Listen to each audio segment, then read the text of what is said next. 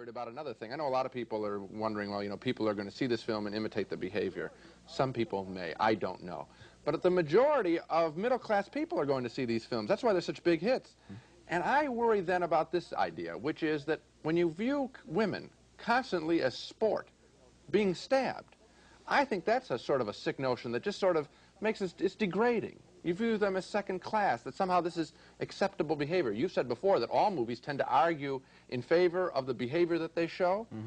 These are women as sport, to be stabbed. I think that's a bad idea. You know, they outlawed bullfighting because it was cruel.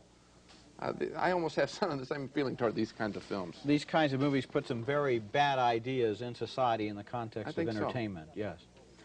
You know, Gene and I had some long discussions before we decided to do this special program on women in danger in the movies. And frankly, we worried about whether additional publicity for these movies might simply help them out at the box office. We sure hope not.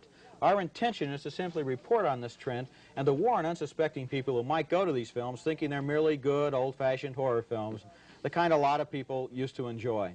Because there is a difference between good and scary movies and movies that systematically demean half the human race. There is a difference between movies which are violent but entertaining and movies that are gruesome and despicable. There is a difference between a horror movie and a freak show. And a good example of that is the fact that both of us gave favorable reviews to a very scary 1978 horror film named Halloween. Now there must be people asking, how could we praise a movie like that and now say these other movies are so terrible? Well, here's a scene from Halloween. It's got the same basic situation as all the women. Woman alone in a big house. She's being chased by a killer. But let's look at it first and then talk about some of the differences. I'm going to take a little walk. It's the boogeyman. I'm scared. There's nothing to be scared of. Are you sure? How? I killed him. You can't kill the boogeyman. Get in there, come on, Tommy. Now lock the door.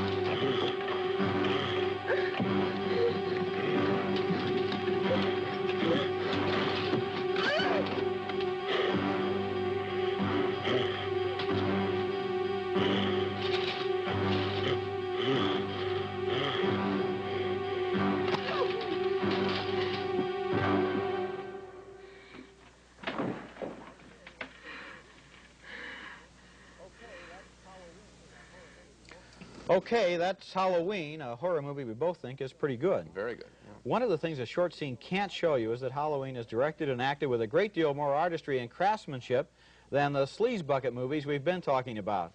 But there's another much more important difference. As you watch Halloween, your basic sympathies are always enlisted on the side of the woman, not with the killer.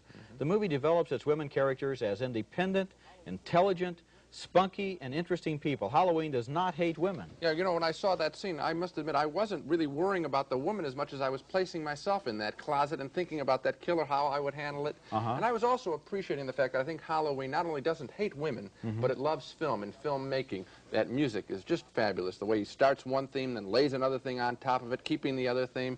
Really good. Also, the light coming through the slats in that closet. This is a film that's sort of up. That scene is up, and you're jumpy, rather than getting depressed and feeling sorry and feeling sorry that you're even watching it. An upbeat thing. You know, I think what you're touching on here is that artistry can redeem any subject matter. Sure. That's why I've always been opposed to censorship. I don't believe any subject matter should be off base. Right. The question is, what does the artist do with it? How does he look at it? How does he put it through his art in order to make a statement about it, in order to make it into either a commercial film or a serious film?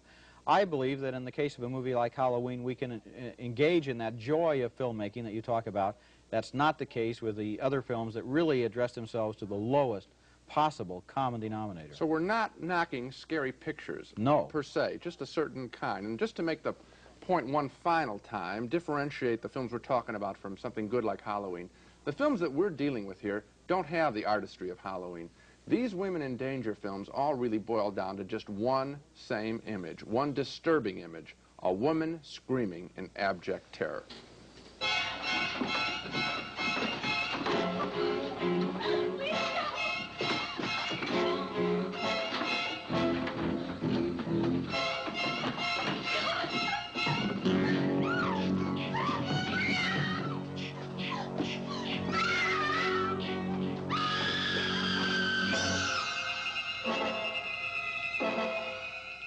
That's really the degrading essence of what's going on in these pictures, and in that one they even slow it down in slow motion. That's all that's about, is just that sick image of the woman cowering in a corner. As to what people can do about these films, this trend in the movies that we've been spotlighting, I think that people have to realize that the box office speaks louder than just two film critics. So if one of these films is around, if you have an idea that it might be around, stay away. Right, and how do you know which films to stay away from? Usually you can tell by the ads. R-rated, usually has a knife or a hatchet or an axe, a girl screaming, some guy in a hood. Yes. These movies are junk. Give them a pass. Okay, so much for this week's journey into sick movies. Next week, the films have to get better. How can they be any worse? Next time, we'll review 5 new films on sneak previews. Until then, we'll see you at the movies.